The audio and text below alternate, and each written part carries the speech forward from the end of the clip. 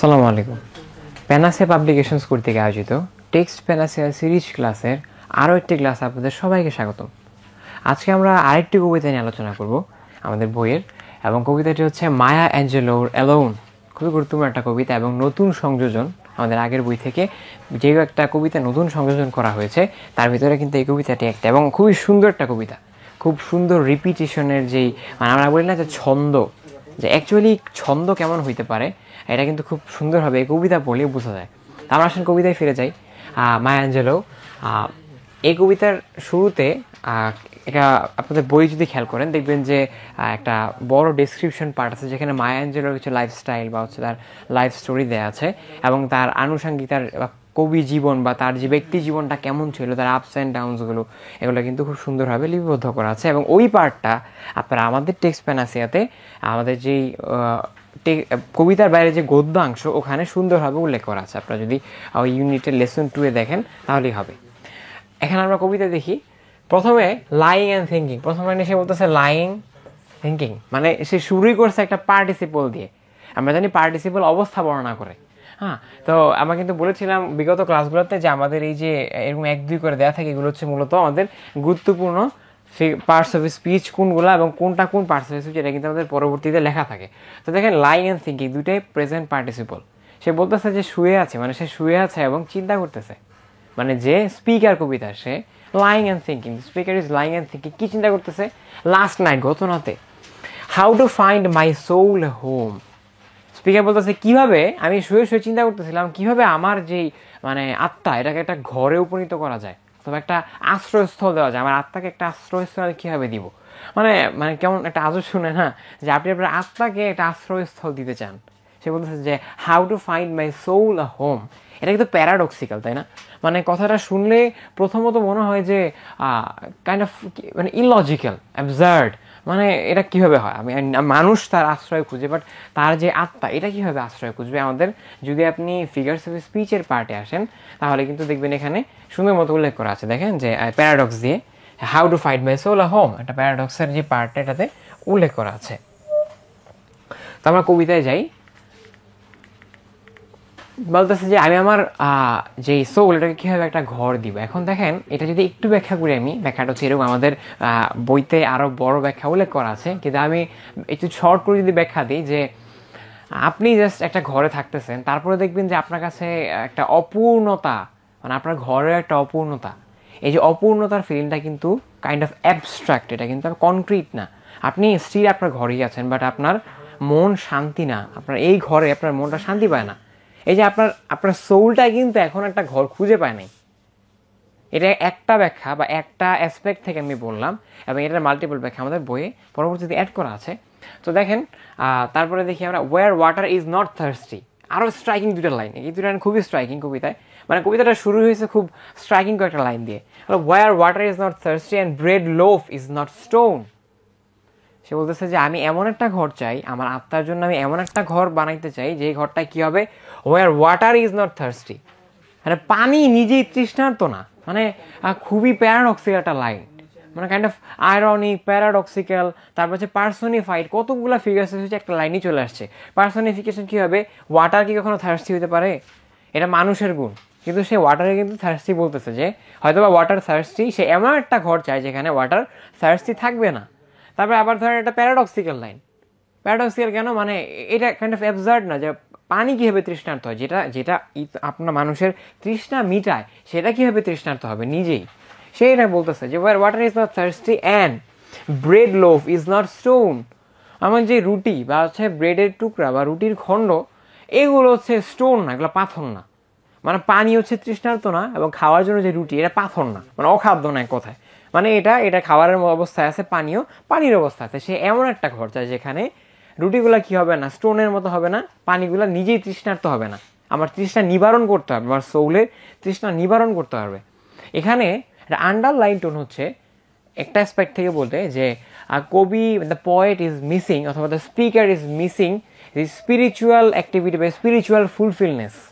মানুষজন কিন্তু শুধুমাত্র কনক্রিটনেস বা হচ্ছে দুনিয়াতে যেই বাহ্যিকতা বা বাহ্যিক যে উন্নতি বা বাহ্যিক যে পূর্ণতা, এটাই কিন্তু মানুষের ইন্টারনাল পূর্ণতা না। আপনি যখন আপনার মনে বা আত্মিক তৃপ্তি পাইতে চান তখন কিন্তু আপনাকে অবশ্যই স্পিরিচুয়াল ফুলফিলনেস লাগবে।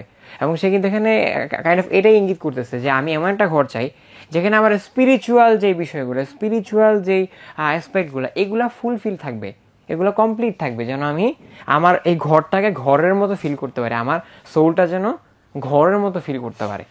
তারপরে দেখেন, I came up with one thing, আমি একটা জিনিস, মানে এত কিছু চিন্তা করে সে একটা জিনিস পাইছে, I came up with one thing and I do not believe I am রং। এবং সে বলতেছে আমি যেটা চিন্তা করছি এটা আমি বিশ্বাস করি এটা ভুল না, আমি যেটা চিন্তা করে বের করছি। এবং সে কী চিন্তা করছে? That nobody can make it out here alone. মানে নোবডি কেউই না, এক কথায় কেউই না কি can make it out here alone, কেউই একা একা সব কিছু করতে পারে না, কেউই একা একা ঘরে শান্তি পায় না। মানে এক কথায় আমি এত কিছু ভাবার পরে একটা জিনিসই বের করতে পারছি, এবং আমি বিশ্বাস করি এটা ভুল না যে মানুষ কখনো একা শান্তি পায় না বা একা থাকতে পারে না, সেটাই কিন্তু ইঙ্গিত করতেছে। তারপরে কবিতা, তারপরে যে পার্টগুলোতে আসি দেখেন, আবার সে বলতেছে alone, all alone, nobody can make it out here alone. এই কবিতায় খুবই সুন্দর একটা রিপিটিশন, এটাকে আমরা রিপিটিশন বলি, যে একই ওয়ার্ড বা একই ফ্রেজ বারবার রিফ্রেজড হয়ে ইউজ হইতেছে, তো এটাকে বলে রিপিটিশন। বারবার একটা ব্যাপারই একটা আবার ঘুরিয়ে ফিরে আসে। সেই দেখবেন পুরো কবিতা জুড়ে alone, all alone, nobody can make it out here alone, মানে এক কথায় মানুষ একা থাকতে পারে না, এই কথাটা অনেকবার বলে এবং খুব একটা রিদমিক হয়, খুব ছন্দের মতো শোনায়, মনে হয় কবিতার একটা গান, খুব সুন্দর। তো এই কথাগুলো বারবার সে কেন বলে? মনে রাখবেন, কবিতায় রিপিটিশন একটা কারণে ইউজ হয়। যদি আপনাদের কোনো প্রশ্ন আসে যে রিপিটিশন কেন ইউজ হয়, রিপিটিশন ইউজ হয় হচ্ছে যেই বিষয়টা আপনি বুঝাইতে চান এইটার উপর জোর দেওয়ার জন্য। আমি আপনাকে একটা বিষয় বুঝাইতে চাই, আমি কিন্তু এই জিনিসটাই বারবারে বলবো। যেমন আমি বিগত ক্লাসে বলেছি যে এক্সারসাইজ পার্ট অবশ্যই গুরুত্বপূর্ণ, আমি কিন্তু সেম কাজটা এই ক্লাসে বলবো এবং নেক্সট সবগুলা ক্লাসেই বলবো। কেন বলবো? কারণ এক্সারসাইজ পার্ট থেকে ম্যাক্সিমাম সময় প্রশ্ন আসার সম্ভাবনা বেশি থাকে, এবং এই যে আমি রিপিট করতেছি বারবার, এটা কিন্তু একমাত্র একটা কারণেই যে এটার গুরুত্ব বোঝানোর জন্য। এবং সেও কিন্তু সেম কাজটাই করছে, সে বারবারই nobody can make it out here alone, হ্যাঁ, কেউ একা থাকতে পারে না, অল অ্যালোন, কেউই কিছু করতে পারে না, অল অ্যালোন, কেউ স্পিরিচুয়াল ফুলফিলমেন্টও পায় না, এক কথায় কোনো ফুলফিলমেন্টই হয় না। এটা কিন্তু সে গুরুত্বারোপ করে বারবারে, গুরুত্বের সহকারে আপনাদেরকে জানিয়ে দেয়। আবার সে বলতেছে alone, all alone, nobody can make it out alone, যে কেউ একা একা কোনো কিছু করতে পারে না। With money they can't use, there are some millionaires. লাইনটা ছিল এরকম যে দেয়ার are some মিলিয়নার্স they who cannot use দেয়ার মানি, কিন্তু সে কাইন্ড অফ বলতে পারেন যে পয়েটিক স্টাইলে বলছে যে with money they can't use, there are some millionaires, যে কিছু মিলিয়নার আছে যারা তাদের যে টাকা পয়সাটা কোনো ব্যবহারই করতে পারে না, কোনো কাজে ইউজ করতে পারে না। এখন দেখেন, কাজে কি ইউজ করতে পারে না? মিলিয়নাররা অবশ্যই কাজ ইউজ করতে পারে। সে একটা গাড়ি কিনলো খুব ফ্যান্সি, সে অনেক বড় একটা ব্যবসা দাঁড় করলো, বাট সে স্টিল বলতেছে কি করতে পারে না, যে with money they can't use, there are some millionaires, তার টাকা থাকা সত্ত্বেও তারা এগুলো ইউজ করতে পারে না। এবং কেন ইউজ করতে পারে না, কি ইউজ করতে পারে না, সামনে আসলে আপনারা দেখবেন। দেয়ার wise run round like বানশিজ। Banshee হচ্ছে আইরিশ লেজেন্ডের কাইন্ড অফ বলতে পারেন যে ওই যে বনের মাঝে ভূত থাকে না, ধরেন আপনারা বন দিয়ে যান, আপনারা কাহিনী পড়ছেন এরকম যে বনে অনেক সময় ঘুমটা দেওয়া থাকে নতুন বউয়ের মতো, জিন টিন এসে আপনাদেরকে ওয়াসওয়াসা দেয় বা হচ্ছে আপনাদের ডাকে, তো পরে দেখা গেছে ওগুলো নিয়ে হচ্ছে একটা ক্ষতিরতি করে দেয় মানুষের। এক কথায় যে স্পিরিচুয়াল পাওয়ার বা হচ্ছে সুপার ন্যাচারাল বিষয়গুলো যেগুলো আমাদেরকে খুব তটস্থ রাখে অলওয়েজ, এরকম প্রতিটা কালচারে কিন্তু এরকম থাকে। আমাদের বাঙালি কালচার না পেতনি বলি, তো আইরিশ কালচার হচ্ছে বানশিজ বলে এটাকে, বানশি, যারা হচ্ছে এরকম ঘোমটা দিয়ে মানুষকে ভয় দেখায় এবং বিভিন্ন সময় ক্ষতি করে। তো বলতেছে দেয়ার ওয়াইফস, এই মিলিয়নার্সদের বউরা কি করে? রান রাউন্ড কিন্তু খুবই সুন্দর একটা এলিটারেশনের এক্সাম্পল। এলিটারেশন আপনারা পরবর্তীতে আমাদের যে ফিগার্স অফ স্পিচের পার্ট ওখানে কিন্তু দেখতে পাবেন। তো দেখেন, রান রাউন্ড লাইক বানশিজ, তাদের যে বউ এরা ভূতের মতো চলাফেরা করে, মানে এরা সারাদিন ভূতের মতো ঘোরাফেরা করে, কোনো মিনিং নাই, জাস্ট হচ্ছে আউট অফ মিনিং। আচ্ছা, পেত্রির কথা যদি বলি, এদের কোনো কাজ আছে মানুষের ভয় দেখানো ছাড়া? আর আলটিমেটলি কোনো কাজই নেই। কাইন্ড অফ বানশিজ হচ্ছে এরকম, এরা জাস্ট করতো কি রাস্তায় বনে দাঁড়া থাকতো, কোনো স্ট্রেঞ্জার গেলে ভয় দেখাইতে মারা হতো, এদের কোনো কাজ নেই। তবে মানে কোনো রকম মানে অ্যাকচুয়াল ইম্পর্টেন্ট কোনো মিনিংফুল কাজ ছাড়াই তারা হচ্ছে তাদের যে ওয়াইফস, এরা দৌড়দৌড়ি করে, রান রাউন্ড লাইক বনশি, সারা দুনিয়ায় ঘুরে বেড়ায়, ওইটা লাগবে এটা লাগবে, ফ্যান্সি এটা দরকার ওটা দরকার, but actually it is not important. তারপর দেখেন, the children Singh the blues, মানে দ্য ব্লু সংস মানে কি? ব্লু মানে কি? Singh the blue. ব্লু মানে হচ্ছে বিষাদ, বেদনা, বেদনার যে গান বা হচ্ছে অপূর্ণতা, অপ্রাপ্তির যে গান। তাদের যে সন্তানরা, এই সন্তানরা ম্যাক্সিমাম ক্ষেত্রেই হতাশায় থাকে, এক কোথায় অপূর্ণতা নিয়ে অনেক বেশি কথা বলে। আমার কোনো মানে তারা দেখবেন একটা কথা বলে, আমাদের কি যেন নাই, এ কথাটা বলে প্রায়, খেয়াল করবেন কিনা, যে অনেকে এটা বলে যে মানে আমার কাছে মনে হয় আমি শান্তি পাই না, আমার কি যেন একটা অপূর্ণ লাগে, কি যেন একটা নাই আমার, এই যে কি যেন একটা নাই, এইটাই কিন্তু কি ফিল করায় আপনাকে? একটা হোমলেসনেস ফিল করায়, যে মানে আমি আসলে আমার শান্তি পাওয়ার মতো কোনো আশ্রয় পাইতেছি না। এবং সে কিন্তু এটাই বলতেছে যে আমি ওই আশ্রয় খুঁজে দিতে চাই আমার সোলকে। এবং তারপরও এই সোলের সিকোয়েন্সে কি কি আসছে, যে কারা এরকম শান্তি পায় না? With millionaires. এই মিলিয়নাররা, they have got expensive doctors. তারা কি অনেক, মানে তারা এক কথা চিকিৎসার জন্য অনেক টাকা পয়সা খরচ করে, তাদের জন্য অনেক কিছু আছে, অনেক দামি দামি, বা হচ্ছে যারা হচ্ছে সাধারণ মানুষের জন্য অ্যাক্সেসিবল না ওই রকম ডাক্তার, এক্সপেন্সিভ ডাক্তার, তাদেরকেও তারা অ্যাক্সেস করতে পারে to cure their heart of stone. খুবই আইরনিক বলতেছে যে তাদের মানে তাদের যে পাথর হৃদয়, মানে পাথর সম হৃদয়, পাথরে রূপান্তরিত হওয়া হৃদয়, এই হৃদয়কে সারিয়ে তোলার জন্য তারা অনেক বড় বড় এক্সপেন্সিভ ডক্টর হায়ার করে। কিন্তু তারা আদৌ কোনো কালেই কি পসিবল, তারা পারবে এটা করতে? কোনো কালেই সম্ভব না। যেই হৃদয়টা একবার পাথরে টার্ন হয়ে গেছে বা পাথরের রূপ নিছে, তার মানে কি? মানে কি তারা? আমি যদি রিলিজিয়াস পার্সপেক্টিভ থেকে চিন্তা করি, যে আমরা একটা বিষয় জানি যে কোরআনে একটা আয়াত আছে এরকম, যে খতামাল্লাহু আলা কুলুবিহিম, তাদের হৃদয়কে সিলগালা করে দিছে আল্লাহ। কিছু মানুষের হৃদয়কে সিলগালা করে দেয়, মোহরাঙ্কিত করে দেয়, যারা আসলে সত্য অসত্য এটার পার্থক্য করতে পারে না। এক কথায় তারা দুনিয়াতে কোনটা ভালো কোনটা খারাপ এটার পার্থক্য করতে পারে না। এবং ওই মানুষগুলোই দেখবেন দিন শেষে একটা কথা বলে, যে আমি শান্তি পাই না, আমার কাছে কি যেন একটা মিসিং মনে হয়। কেন মিসিং মনে হয়? কারণ তাদের ওই মোহরটার কারণে। তাদের কিন্তু স্পিরিচুয়াল ফুলফিলমেন্ট নাই। আপনি যত কথাই বলেন, স্পিরিচুয়ালিটি নেই এক কথায়, যে একটা মানে হায়ার বিং বা হচ্ছে স্রষ্টার সাথে আপনার যে সম্পর্ক, এই সম্পর্কের জায়গায় আপনি একদমই জিরো নাই, বাট আপনি জাস্ট দুনিয়ার কনক্রিটনেসের জন্য দৌড়দৌড়ি করতেছেন। এবং এইটা ফুলফিলমেন্টের জন্যই কিন্তু কবি বলছে যে where water is not thirsty and bread loaf is not stone. আমি এমন আশ্রয় চাই না যে আশ্রয়টাকে নিরাশ্রয়ের মতো মনে হয়, যেই বিষয়গুলোর জন্য বেঁচে থাকবো, যেগুলোর উপর ভিত্তি করে, ওগুলো কি আমার কাছে মনে হয় নির্জীব, নিষ্প্রাণ। আমি এরকম আশ্রয় চাই না, আমি এমন আশ্রয় চাই যেখানে সব কিছু ফুলফিল্ড, আমার সাথে আমার স্রষ্টার কানেকশন, আমার সাথে আমার সারা পৃথিবীর কানেকশন, সব কিছু যেন একদম একটা ফুলফিলমেন্টে থাকে, একটা আনন্দঘন অবস্থা থাকে। এবং এটা কিন্তু মিলিয়নার্সের মধ্যে নাই। কেন নাই? দেখেন, মিলিয়নার্সটা হয়েছে এই জন্য, আমি গর্বটা সবার কথা বলতেছি না, কিন্তু ম্যাক্সিমাম ক্ষেত্রে যেটা হয় যে মানে অনেক ধন দৌলত আপনার, আপনি জাস্ট চিন্তা করেন আরো কেমনে বাড়াবেন, কি কিনবেন না কিনবেন, আপনার এটা দরকার ওটা দরকার, আপনাদের মানে কাইন্ড অফ মানে দেখানো, আমরা যেটা বলি শোইনেস, মানে দেখায়, জাস্ট দেখায় চলে, এটা দেখাইতে পছন্দ হয় তার, হ্যাঁ রিয়া। তো ব্যাপারটা হচ্ছে এরকম, যে তারা আসলে তাদের অ্যাকচুয়াল কোনো মিনিং নেই এটা কেন করতেছে। আপনি যদি জিজ্ঞেস করেন কেন এটা কিনেন, এমনি জাস্ট ফ্যান্সি। তো এই যে ফ্যান্সির জন্য যে কিনেন, আপনার সাথে কি আপনার ফ্যান্সিটাই সম্পর্কিত, বাট আপনার সাথে যে স্রষ্টার কানেকশন বা আপনার স্পিরিচুয়ালিটি, আপনার আত্মিক উন্নতি হয়েছে, আপনি জাস্ট শারীরিক উন্নতি বা বাহ্যিক উন্নতিতেই ব্যস্ত। এই জন্য তাদের হৃদয়টা কি হয়েছে, হার্ট অফ স্টোনে রূপান্তরিত হয়েছে, হার্ট অফ স্টোনে। এবং এটাই কিন্তু সেখানে বলতেছে কি, যে তারা হার্ট অফ স্টোন সারানোর জন্য কি করে, আবার আমার মনে শান্তি নেই, বলে কি যেন একটা নাই। এইটার জন্য সে সিঙ্গাপুর চলে যায়, ইউরোপ চলে যায়, আমেরিকা চলে যায়।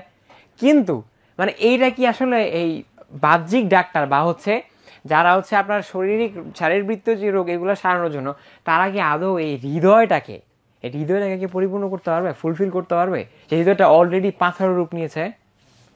তারপরে দেখেন, but nobody can make it out here all alone, nobody can make it out here alone। বলতেছে যে কিন্তু হ্যাঁ একটা জিনিস করতে পারে, এটা হচ্ছে লনলিনেসে না থাকা বা অ্যাকচুয়াল কিসে থাকা, অ্যাকচুয়াল সঙ্গ।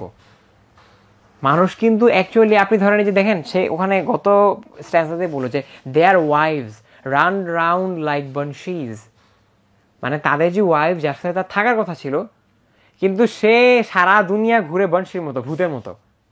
এই দেখেন লনলিনেস, এই লনলিনেসে কিন্তু এক পর্যায়ে মানুষকে স্টোনে রূপান্তরিত করতে অনেক বড় ভূমিকা রাখে। এবং সেই কিন্তু এখানে এটা বারবার বলতেছে যে হ্যাঁ একটা জিনিস আছে যেটা স্পিরিচুয়াল ফুলফিলমেন্ট নিয়ে আসতে পারে, সেটা হচ্ছে সঙ্গ বা কোম্পানি। কারণ মানুষ nobody can make it out alone, কেউ এই যে বিষয়টা, এই যে স্টোননেস, এটা থেকে বেরোয় কেউ আসতে পারে না কি ছাড়া, মানে লনলিনেস সহ বের হয়ে আসতে পারে না, শুধুমাত্র সঙ্গই তাকে কোম্পানি তাকে বের করে নিয়ে আসতে পারে। তারপর দেখেন, now if you listen closely, বলতেছে নাও এখন, ইফ ইউ লিসেন ক্লোজলি, এবার আপনাদেরকে বলতেছে সে স্পিকার বলতেছে যদি আপনি মনোযোগ দিয়ে শুনেন বা খুব গুরুত্ব সহকারে শুনেন, I will tell you what I know, আমি আপনাদের একটা জিনিস বলবো যেটা আমি জানি। কি জানে সে? স্টর্ম ক্লাউডস আর গ্যাদারিং, বলতেছে যে স্টর্ম ক্লাউডস, ঝড়ো মেঘ, কালো মেঘ আর গ্যাদারিং, পুঞ্জীভূত হচ্ছে, মেঘ ঘন হয়ে আসছে। তো মানে যে বৃষ্টি আসবে বা তুফান আসবে, এরকম কালো মেঘ কালবৈশাখীর সময় যেরকম আকাশে জমতে থাকে মেঘ, ঝড় শুরু হওয়ার আগে একটা ভয়াবহ পরিস্থিতি, এরকম মেঘ জমা হচ্ছে। Storm clouds are gathering, the wind is gonna blow, এখন একটু পরে কি আসবে? দমকা হাওয়া শুরু হবে, ঝড়ো হাওয়া শুরু হবে। The wind is gonna blow, মানে ব্লো মানে এবার উড়িয়ে নিয়ে যাওয়া, এমন বাতাস শুরু হবে। The race of man is suffering, race of man মানব জাতি মানে ভুগছে, ধুকছে। কেন? And I can hear the moan, মানে তারা যে তাদের যে রোনাজারি বা আহাজারি, হ্যাঁ, তাদের যে দুঃখ, এটা আমি শুনতে পাই। হ্যাঁ, আকাশে দেখেন কেমন মানে কাইন্ড অফ বলতে পারেন দুইটা কন্ট্রাস্টিং এটা না। হুট করে সে বলতেছিল যে আকাশে মেঘ জমতেছে, একটু পরে তুফান শুরু হবে। আমার হুট করে বলতেছে যে মানব জাতিতে খুব বিপদে আছে, আমি তাদের যে দুঃখ বা তাদের যে আহাজারি এটা শুনতে পাই। এখন এই উপরে যে স্টর্ম ক্লাউডস আর যে ওয়াইন্ড, এগুলো কিন্তু এই দুইটার সাথেই কানেক্টেড এবং মেটাফরিক্যালি কানেক্টেড। মেটাফরিক্যালি কেন? দেখেন এই স্টর্ম ক্লাউড কিন্তু খুব ভালো জিনিসের সিম্বল না। তুফান বা হচ্ছে ঝড়, এটা কি আপনার কাছে খুব মানে জয়ের সিম্বল, আনন্দ? তুফান আসবে আপনি আনন্দ করেন, ব্যাপারটা কিরকম? এরকম না, তুফান কিন্তু ভয়ের সিম্বল বা হচ্ছে ত্রাস, খুব মানে খারাপ একটা কিছু হইতে যেতেছে, এটা সিম্বল। তো বলতেছে যে মানুষের জীবনে আস্তে আস্তে কি হইতেছে বর্তমান দুনিয়াতে, এই যে বিষয়গুলো মানে নেগেটিভিটি আস্তে আস্তে ঘন হয়ে আসতেছে এবং হয়তো বা একটু পরে মানুষটা কমপ্লিটলি নেগেটিভে রূপান্তরিত হবে। কমপ্লিটলি সে নেগেটিভিটিতে মানে তাকে গ্রাস করে ফেলবে নেগেটিভিটি। এবং এইটার কারণে আমি তাদের যে একটা দুঃখ বা হাজারি, এটা কিন্তু আমি কানে শুনতে পাই এবং আমি শুনতে পাচ্ছি এটা। I can hear the moan cause nobody can make it out alone. কেন শুনতে পাই? কারণ মানুষজন এখন অনেক বেশি লনলি, অনেক বেশি হোমলেস। কোন হোমলেস? Spiritual homeless. দেখেন আপনারা যদি এই nobody but nobody can make it out alone, যদি এখানে যদি আপনি কোম্পানির কথা বলেন, এই কোম্পানি কিন্তু ফ্রম ওয়ান অ্যাসপেক্ট এটাকে কিন্তু আপনার স্রষ্টার সাথে আপনার যে কোম্পানি, এটাকেও ইঙ্গিত করা হয় যে যেহেতু সেই স্পিরিচুয়াল ল্যাকের মানে যে স্পিরিচুয়াল ল্যাক তার ভিতরে আছে, এইটা ফুলফিল করার জন্য কিন্তু তার স্রষ্টার কোম্পানি দরকার, তার সাথে স্রষ্টার সম্পর্ক আরও উন্নত করা দরকার। এবং এই জন্য কিন্তু সে বলতেছে যে nobody can make it out alone. এবং অবশ্যই এখানে আবারও বারবার একটা কথা ঘুরে ফিরে উল্লেখ করতেছে যে ওই যে সিংস দ্য ব্লু, যে মানুষজন কিন্তু সিংস দ্য ব্লু এর মধ্যেই আছে। তার যে দুঃখ, তার যে নেগেটিভ ইমপ্রেশন বা নেগেটিভ ইমোশন, এগুলা কিন্তু সে প্রকাশ করায় সদা ব্যস্ত। কিন্তু এইটা থেকে বের হয়ে এসে সে কীভাবে একটা পারফেক্ট হোম পাবে তার সোলের জন্য? কারণ সে অ্যালোন, তার সাথে তার হৃদয়ে তার স্রষ্টার কোনো অবস্থান নাই, তার স্রষ্টার সাথে তাদের কোনো সহাবস্থান নাই, তার স্রষ্টার কোম্পানি নেই। এই জন্য কিন্তু সে অনেক বেশি লনলি ফিল করে। এবং এইটা থেকে উত্তরণের জন্য সে একটা কথাই বলে যে লনলিনেস কিন্তু অবশ্যই আপনাকে ওই দিকেই নিয়ে যাবে বারবারে। এই যে স্পিরিচুয়াল লনলিনেস, এটা কিন্তু আপনাকে বারবারে ওই দিকেই নিয়ে যাবে। আপনাকে যে হোমলেসনেস, আপনি এই আপনার হৃদয়টা হচ্ছে স্টোন রূপান্তরিত হবে, হার্টস অফ স্টোন। এবং হচ্ছে আপনার যে ওয়াইফ হচ্ছে এরকম বংশীর মতো দৌড় দৌড়, আপনার সাথে কোনো মিল থাকবে না। এবং আপনার যে চিলড্রেন, এটা হচ্ছে সারা জীবন হতাশার গানই গাবে। যদি এরকম আপনার ভিতরে যদি স্পিরিচুয়াল লনলিনেস থাকে। আবারও সে বলতেছে alone, all alone, nobody but nobody can make it out alone. এবং কবিতা কিন্তু মোটামুটি এখানেই শেষ হয়, যে সে একদম শেষ করছে আবার সেই তিনটা লাইন দিয়ে, যে alone, all alone, nobody but nobody can make it out alone. মানুষ একা, বাট কিন্তু একা কিন্তু সে কিছু করতে পারবে না। Nobody can make it out alone. তার যে স্পিরিচুয়াল যে একটা মানে কেজ তৈরি হয়ে গেছে, সে অলরেডি যে ল্যাক অফ স্পিরিচুয়ালিটি যেটা কেজ, এই জেলখানায় বন্দি হয়ে গেছে, যেখানে সে আসলে স্পিরিচুয়ালিটি পায় না, এইটা থেকে সে বের হয়ে আসতে পারবে শুধুমাত্র লনলিনেস কাটা উঠতে পারলেই। তার স্পিরিচুয়াল লনলিনেস কাটা উঠতে পারলে কিন্তু সে nobody can make it out alone, একা না। যদি সে কোম্পানি পায়, সে স্পিরিচুয়াল কোম্পানি পায়, তাহলে কিন্তু সে অবশ্যই বের হয়ে আসতে পারবে। এবং এই কবিতায় স্পিরিচুয়াল লনলিনেসের সাথে সাথে কিন্তু এটাকে একই সাথে যদি ডিনোট করা হয়, তাহলে কিন্তু সে মানে বাহ্যিক যে লনলিনেস, এটাকেও সে সামহাউ ইঙ্গিত করেছে বা করে থাকতে পারে। বাট আমরা যেটা খুব ইম্পর্টেন্টলি খেয়াল করবো সেটা হচ্ছে আপনি যদি বাহ্যিকতা বলেন বা স্পিরিচুয়াল বলেন, মানুষ কিন্তু একা চলতে পারে না, খেয়াল করেন, মানুষ কিন্তু কখনো একা চলতে পারে না। আপনি কখনো সমাজ ছাড়া চলতে পারবেন? সমাজ ছাড়া কখনোই চলা যায় না। তো আপনি মানে এমনিতেও আমরা সমাজ লাগবে, আপনি এমনিতেও একা চলতে পারবেন না। আপনি কোনো সিচুয়েশন থেকে nobody can make it out here alone, nobody can make it out from any situation alone. মানুষ কিন্তু কোনো সিচুয়েশন থেকে একা বের হয়ে আসতে পারে না। আপনি বিপদে পড়ে আপনার বন্ধুরে কল দেন যে কী করবো, পরামর্শের জন্য। মানুষ কখনো একা কিছু করতে পারে না। এবং এটা যেমন বাহ্যিকতার ক্ষেত্রে গুরুত্বপূর্ণ, এই সেম ওয়েতে এটা কিন্তু স্পিরিচুয়ালিটি বা হচ্ছে আপনার আত্মিকতার ক্ষেত্রেও গুরুত্বপূর্ণ। আপনার আত্মার সাথে কোনো কোম্পানি আছে কিনা? আপনার আত্মা কি অ্যাকচুয়ালি একদম অ্যালোন? আপনার আত্মার সাথে, মানুষের আত্মার সাথে সম্পর্ক বিষয়ে কাজ স্রষ্টার, এইটা যদি এখানে যদি গ্যাপ থাকে, তাহলে আপনি আবার ওই রকম স্পিরিচুয়াল ল্যাক অফ কোম্পানিতে ভুগবেন। এবং আপনারা যে কবি কিন্তু এটাই বারবার বলে যে এইটার ল্যাকের কারণে কি কি বিষয় হইতে পারে। এবং এই যে গুরুত্বপূর্ণ মেটাফোর্সগুলো, প্যারাডক্সগুলো, যে হার্ট অফ স্টোন, দেখেন আমাদের যে ফিগার্স অফ স্পিচ পার্টে কিন্তু খুব সুন্দরভাবে একদম স্টার দিয়ে উল্লেখ করে হার্ট অফ স্টোন, খুবই গুরুত্বপূর্ণ একটা মেটাফোর, খুবই গুরুত্বপূর্ণ। তো এই যে মেটাফোরগুলা, তারপর প্যারাডক্সগুলা, এগুলো কিন্তু এসেছে মাত্র একটা কারণেই, এই কারণটাকে সিগনিফাই করার জন্য যে আপনি যদি লনলিনেস কাটাতে চান, অবশ্যই সিমিলারলি আপনাকে যেমন স্পিরিচুয়াল লনলিনেস কাটাতে হবে, আউটার লনলিনেসও কাটাইতে হবে। এবং এটা কিন্তু সে বারবার ডিনোট করে যে মানুষজন কখনোই একা কিছু করতে পারে না, মানুষের অবশ্যই সাবমিশন প্রয়োজন। একটা কথা বলে দিই, মানুষ কখনো সাবমিশন ছাড়া থাকতে পারে না। মানুষকে অবশ্যই অবশ্যই কারো কাছে সাবমিট করতে হবেই, এবং সেটা স্পিরিচুয়ালিটির ক্ষেত্রে আত্মার মানে স্রষ্টার কাছে, অবশ্যই অবশ্যই স্রষ্টার কাছে। এবং এই সাবমিশনটা কিন্তু খুবই ইম্পর্টেন্ট, যেটা আপনাকে স্পিরিচুয়াল মেন্টাল পিস দিতে অনেক বেশি ভূমিকা রাখবে। তারপরে আসেন আমাদের কবিতার থিমটা দেখে নিই আমরা। কবিতার theme, the poem is about the absurdity of loneliness. লনলিনেসের যে মানে ফিউটিলিটি, মানে হাস্যকর অবস্থা, অথবা হচ্ছে মানে অযৌক্তিকতা কোথায়। আপনি অনেক মানুষ দেখেন বলে আমি অ্যালোন একা, আমি লন নিয়ে একা। হ্যাঁ, সে মানে সিগমা মেইল সাজতে চায়। এটা কিন্তু সবসময় খুব ভালো কাজ করে না, মনে রাখবেন। হ্যাঁ, যে আপনি অলরেডি সিগমা হইতে চান, এটা কিন্তু খুব ভালো উদাহরণ না। আপনারা সিগমা ওয়ার্ডটাকে এখন মিস ইন্টারপ্রেট করেন নাকি কাইন্ড অফ। কিন্তু মানুষ কিন্তু কখনোই লনলি চলতে পারে না, কখনোই লনলি চলতে পারে না। এখন এটাই কিন্তু অ্যাবসার্ডিটি অফ লনলিনেস, যে লনলিনেসের যে একটা মানে অসারতা, এটাই কিন্তু কবিতাটা বারবারে বলে। কেন বলে? যে রিপিট করছে, nobody can make it out here alone, এটা বলে।